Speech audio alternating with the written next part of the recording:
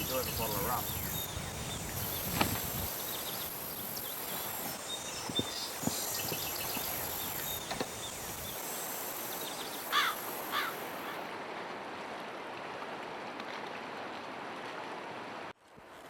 The Clarence River drains from a lake called Lake Tennyson, which is inland near a place called Hanna Springs, and then it flows about 200 kilometres out to the ocean. Where it meets the ocean is about 50 k's north of Kaikoura, and we're going to be travelling down the inland Kaikoura range and the seaward Kaikoura range. The Clarence River kind of splits these ranges right down the guts.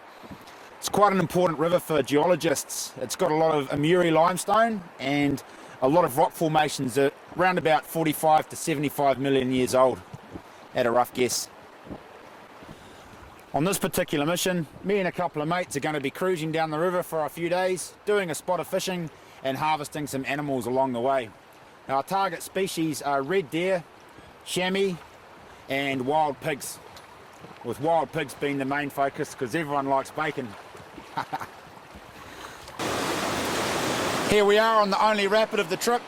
If we're going to come upside down, this is probably going to be it. It's pretty easy, we just need to go straight down the middle. We're probably going to get all nice and wet, which is not too flash because we don't have wetsuits on, but we're going to send our cameraman down first, set up below it, and then we're just going to tootle on down behind him. And hopefully there won't be any action. We've just seen our first animals for the trip.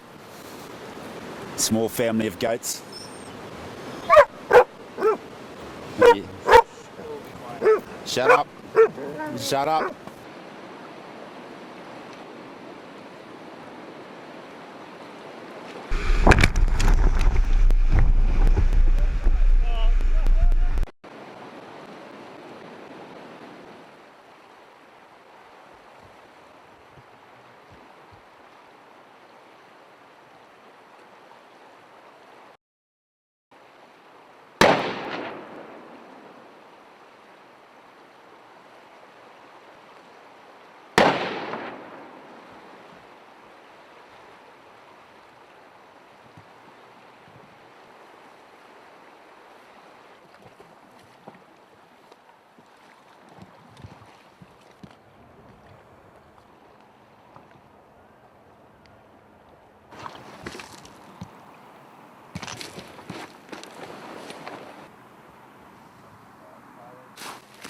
The first evening, and we're just going out for an evening hunt to see if we can find some animals floating around. There's been a lot of sign on the beaches coming down here, and it's looking, the terrain looks pretty good, so hopefully we'll see something and bang.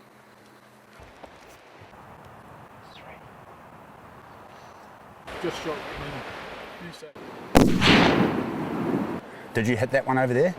It went down when I hit it. Yeah. Oh, it went down when you hit it, so there's another one in there somewhere. Fuck, it must be shooting high. High, bro.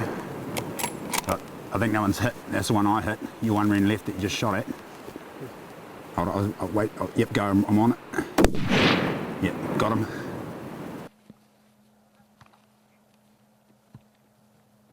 There's a river back there. They were just right there, like 40 metres away. Hello there.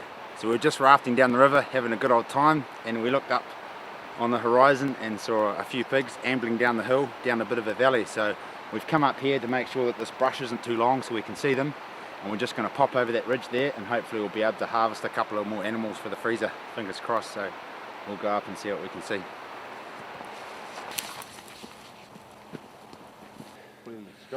Yeah, that wind's coming right behind us there, drifting across, and the pigs come down the gut just in front of us, so I think it'll be a waste of time to keep going in there because they'll wind us before we can see them and they'll disappear into the longer scrub.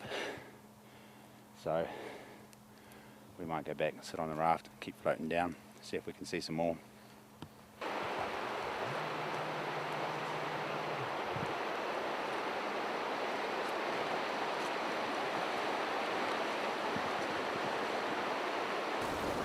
This area is a really unique part of the country. It's got a lot of endemic species.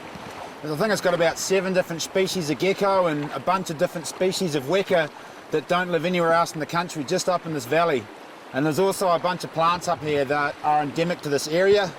One of them that's quite outstanding is the pink broom, but we won't see any of that because it's winter time and there's no flowers, so you'll have to wait till next year before we can show you the pink broom. But you can see the rock formations behind us there.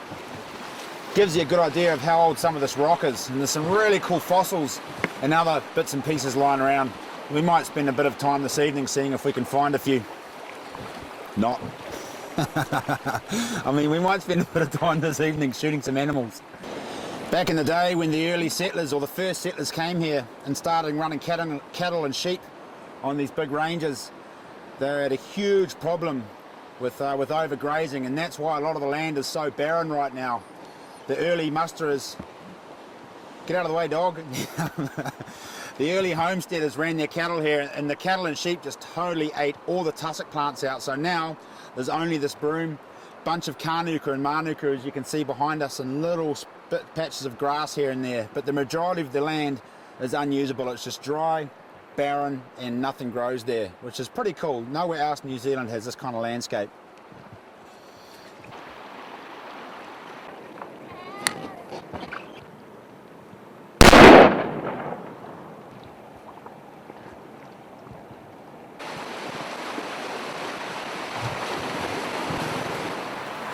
We're going for an evening hunt. Is that good? Hunting's good.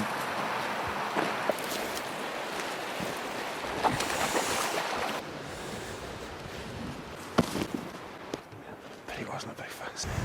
We've been up here for about an hour, glassing the surrounding basins, and we climbed up to the top of the next ridge over there and glassed the whole big basin over there, and we just saw a bunch of goats, no pigs and no deer, so we're going to call it quits, go back and have a nice cup of tea. Ta-ta!